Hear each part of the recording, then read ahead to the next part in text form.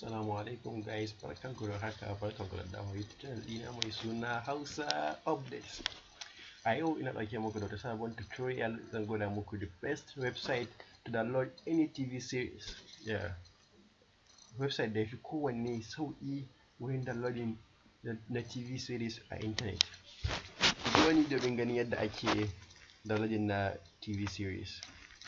Farko za mu je mu buɗe browser ɗinmu. I recommend mu yi amfani da Google Chrome. Let's go ahead, buɗe Google Chrome, sai mu je gurin za mu type na sunan website ɗin o2tvseries.com, sai mu danna enter, ya buɗe.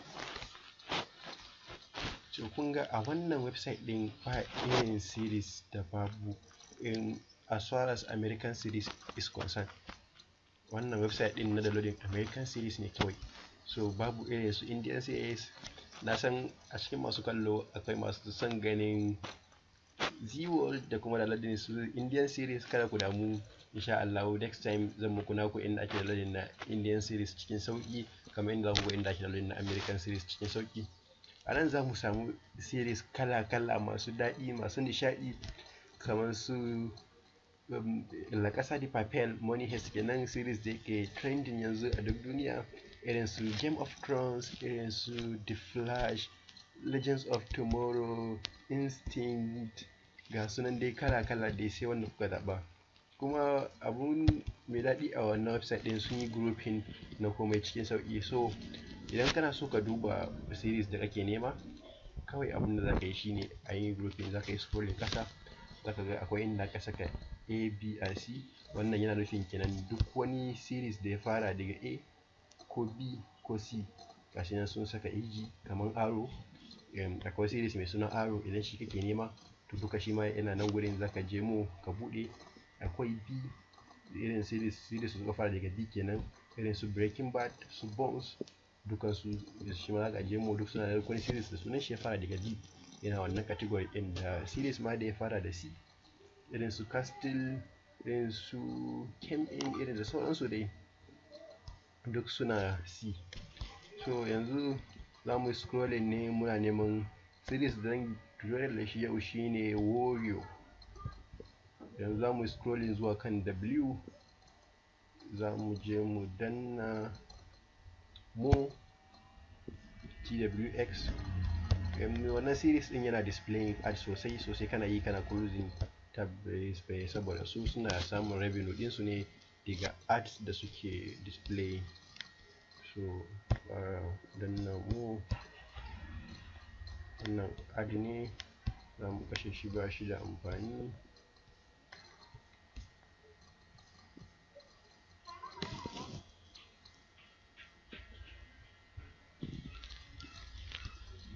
Yawwa, O2 TV series din mu nan ya buɗe. Sometimes yana ɗan delay, kada ku just ignore this. Duk wannan ads din za ku yi ignoring ɗinsu, ba su da wani amfani. Ga series da muke nema na Warrior, za mu je mu yi clicking akan shi, mu jira ya buɗe. In ya buɗe za mu yi scrolling ƙasa,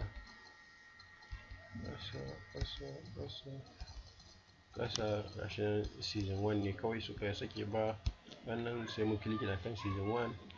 Da ku damu, shi wannan website ɗin haka yake, suna yawan displaying ads, sai kana yi kana ignoring na ads ɗinsu, ba ruwanka da shi. Kai scrolling, shi nan sun sake har episode 10. Yanzu za mu je mu ɗauko episode 1, za mu yi clicking akan episode 1. Muka clicking akan episode 1, ya buɗe mana next page. Za mu scrolling ƙasa, mu jira in page ɗin ya gama loading. Mu scrolling ƙasa, za mu ga akwai 3GP, akwai MP4, sannan kuma akwai MP4H. So mu wanda za mu downloading shine ba MP4 za mu downloading ba, za mu ɗauko MP4HD saboda ya fi quality. Sai mu clicking akan MP4, kai mu jira kai mu next window, zai zo ya ce mana mu verifying na captcha, mu proving you're not a robot.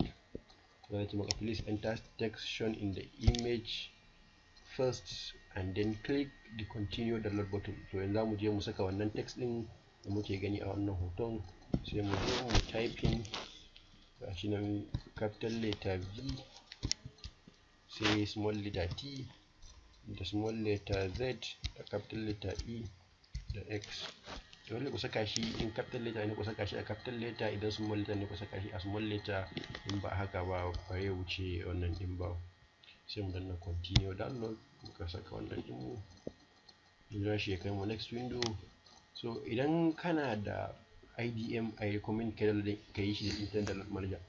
Kaga kamar nan internet download manager ya kawo mana, zai mana downloading nashi, ko za mu danna download from this page, zai downloading.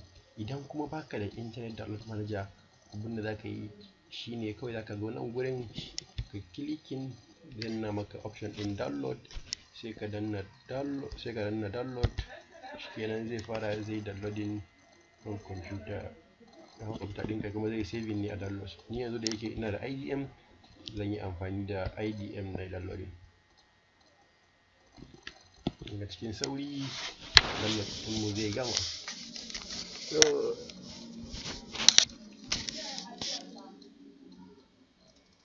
Na gode sosai. A nan muka kawo ƙarshen wannan tutorial ɗin. Idan kun ji daɗi, ku danna like, kuma ku danna subscribe, sannan kuma ku sharing domin wasu masu amfana. Na gode sosai, sai anjima, bisalam.